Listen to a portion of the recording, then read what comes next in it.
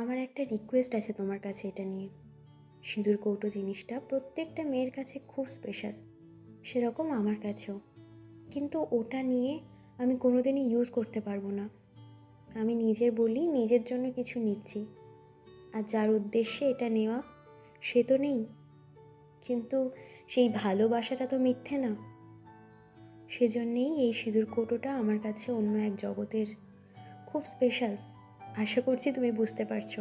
হ্যাঁ, এমনই একটা মেসেজের মাধ্যমে এই সিঁদুর কৌটোটা তিনি আমার কাছে অর্ডার করেন।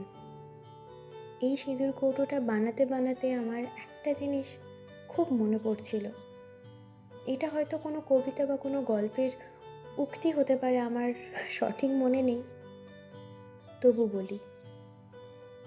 চুমুটা একই থাকে, শুধু ঠোঁট দুটো বদলে যায়।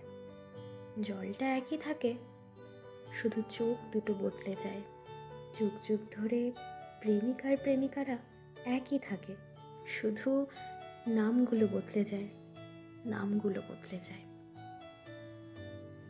না, এখানে হয়তো কিছু বদলে যায়নি, কিন্তু কোনো মানুষের স্মৃতি কিছু মানুষের বেঁচে থাকার রসদের অনেকখানি পূরণ করে দেয়।